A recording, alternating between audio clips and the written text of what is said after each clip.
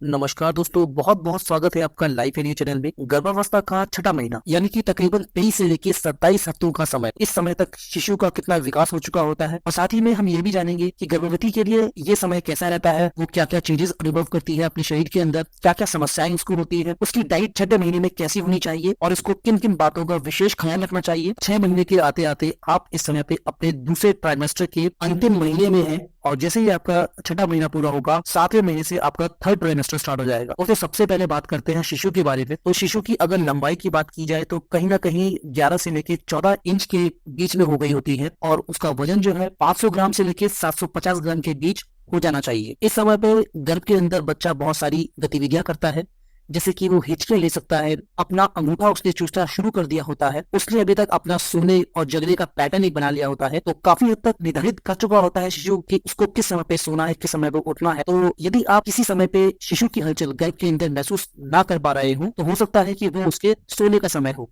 तो आप इस समय को जरूर नोट करें और आप पाएंगे कि अगली बार भी आपको शिशु उसी समय पे सोता हुआ मिलेगा, क्योंकि अभी तक उसने अपना सोने का पैटर्न निर्धारित कर लिया होता है। अभी तक शिशु की त्वचा पारदर्शी होती है, लेकिन अब उसकी पारदर्शिता समाप्त हो रही होती है। लेकिन अभी भी शिशु बहुत ही कमजोर होता है, क्योंकि उसके अंदर जो मांस उसके शरीर के ऊपर चढ़ना बाकी है वो भी बहुत है और आने वाले महीनों में बहुत तेजी से शिशु अपना वेट बढ़ाएगा। शिशु के शरीर पे बहुत ही मुलायम बाल आ चुके होते हैं और इस समय पे उसका जो शरीर है वो एक चिकनी पदार्थ से घिरा हुआ होता है, जिसे हम बोलते हैं वैर्निक्स एस्यूसा। ये जो वैर्निक्स की परत है ये बच्चे को सुरक्षित रखता है एमनियोटिक फ्लूइड और बच्चे की त्वचा से रिएक्शन होने से, और साथ ही में बच्चे को गर्माहट भी प्रदान करता है और एक तरीके से ये एक ल्यूब्रिकेशन का काम भी आता है जब बच्चे की डिलीवरी होती है। इस समय बच्चे के नाखून आना भी शुरू हो चुके होते हैं। इस समय पे बच्चे के शरीर पे एक विशेष प्रकार का फैट भी बनना शुरू हो गया होता है, जिसे बोलते हैं ब्राउन फैट। ये जो ब्राउन फैट है, बच्चा जब पैदा होता है तो जो एक एटमॉस्फेयर का चेंज उसे मिलता है, जो उसे ठंड लगती है, उससे बचाता है। बच्चे का दिमाग बहुत तेजी से विकसित हो रहा होता है, लेकिन अभी भी पूर्णतया दिमाग का विकास नहीं हो पाया होता है।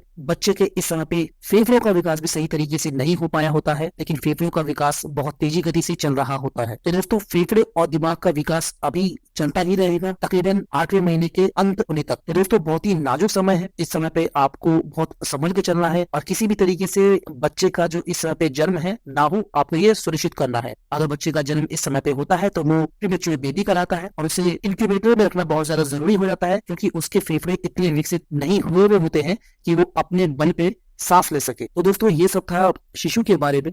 अब चलिए बात करते हैं आपकी यानी कि गर्भवती की। इस समय तक आपके जो बेबी बम्प है वो एकदम साफ दिखने लगता है और आप गर्भवती जैसा दिखना शुरू कर देती है। आपको इस समय पे गर्मी बहुत ज्यादा लगती है, क्योंकि इस समय पे जो बच्चे के लिए ब्लड सप्लाई होती है वो गर्भ में बढ़ जाती है, जिसके कारण आपको गर्मी का एहसास ज्यादा होता है। अब आपको उठने में, बैठने में, सोने में, करवट लेने में थोड़ी बहुत परेशानी हो रही हो। कोई भी काम करे बहुत आराम से करे, उठना है तो आराम से उठे, बैठना है तो आराम से बैठे, और आपको किस तरीके से गर्भावस्था के दौरान सोना चाहिए अब आपको ये सीख लेना चाहिए। और एक लाइन में मैं आपको बता देता हूँ कि आपको पीठ के बल और पेट के बल नहीं सोना है। आप या तो सबसे बढ़िया रहेगा कि अपनी बाईं ओर करवट लेके सोए, यानी कि लेफ्ट साइड सोए, या फिर थोड़ी देर के लिए आप राइट साइड भी सो सकते हैं। प्रेगनेंसी ग्लो जिसे कि बोलते हैं, गर्भावस्था के दौरान चेहरा चमकना वो शुरू हो जाता है। ये सब हार्मोन्स में आए हुए बदलाव के कारण होता है। बच्चा बड़ा हो चुका है और उसको पोषण की आवश्यकता जल्दी जल्दी होती है, आपको भूख जल्दी जल्दी लगती है, तो आपको समय समय पे कुछ न कुछ खाना है। इस समय आपको थकान भी बहुत ज्यादा लगती है। जैसे कि शिशु अब विकास कर रहा है तो शिशु का वजन भी बढ़ रहा है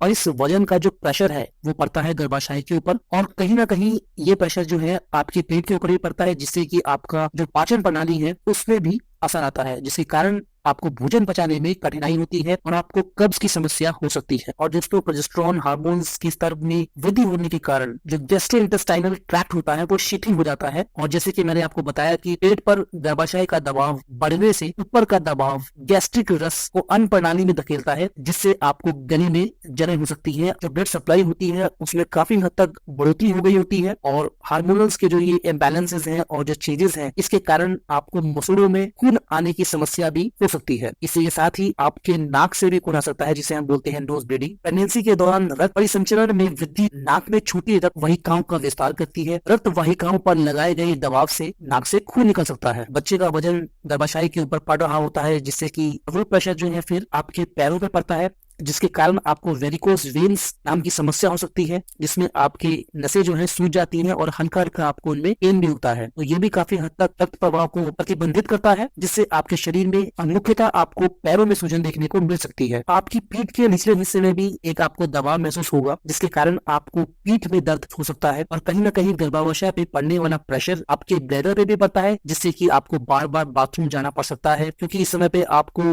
बैक पेन भी हो रहा होता है या पीठ में दर्द भी हो रहा होता है।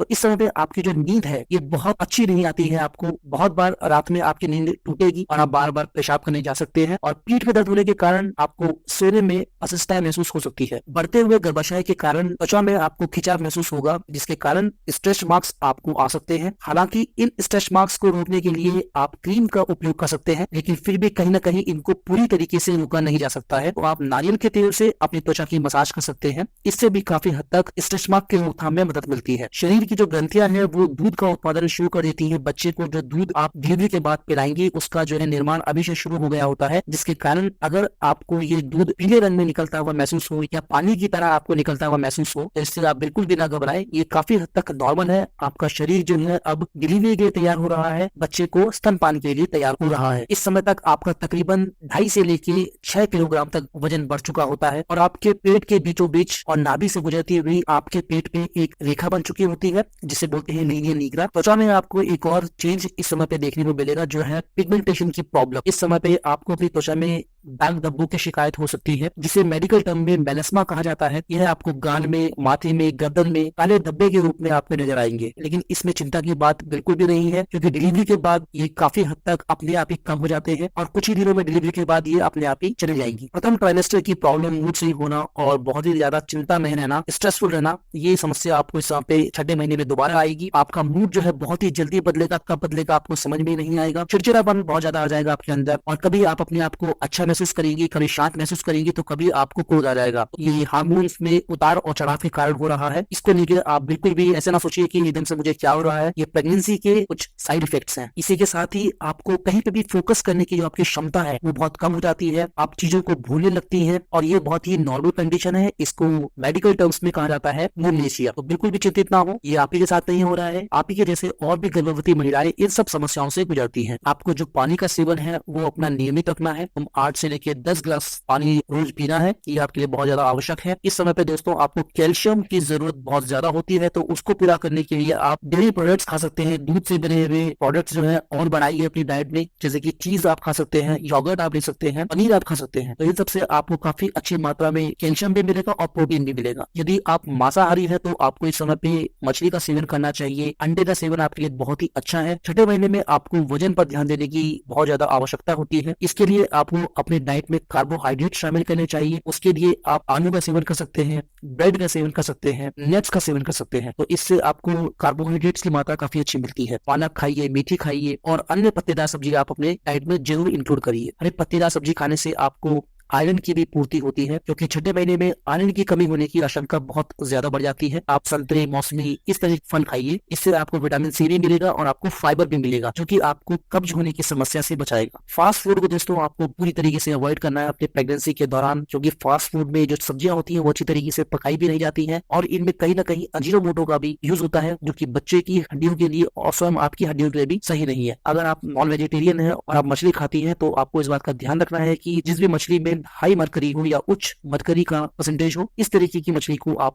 अवॉइड करें। अंडे अगर खा रहे हैं तो आपको एंश्योर करना है कि आप कच्चे अंडे ना खाएं, अच्छे तरीके से पका के अंडे खाएं या अंडों को उबाल के खाएं। अगर आपका वेट बहुत ज्यादा बढ़ रहा है इस दौरान तो आपको अंडे में से पीला भाग निकाल देना है। सिर्फ आपको व्हाइट पार्ट का सेवन करना है, इससे आपका वजन नहीं बढ़ेगा। मसालेदार स्पाइसी भोजन तो आपको पूरी गर्भावस्था में नहीं करना है। कॉफी और चाय का भी सेवन आपको कम से कम मात्रा में करना है। दिन भर में आप मैक्सिमम टू मैक्सिमम 2 कप ही चाय लीजिए, या फिर अगर कॉफी ले रहे हैं तो वो 1 कप ही लीजिए। बहुत ज्यादा आपको तैलीय भोजन नहीं करना है। घर का सिंपल साधारण सा भोजन करिए। बाहर के भोजन को अवॉइड करिए, क्योंकि उनके फ्रेशनेस की कोई गारंटी नहीं होती है। तो दोस्तों ये सब था 6ठे महीने के बारे में। कमेंट्स के माध्यम से आप मुझसे सवाल पूछ सकते हैं। इस वीडियो को देखने के लिए, सारी बातें समझने के लिए मिलते हैं अन्य प्रेगनेंसी से संबंधित वीडियो में। तब तक के लिए ख्याल रखिए अपना। नमस्कार।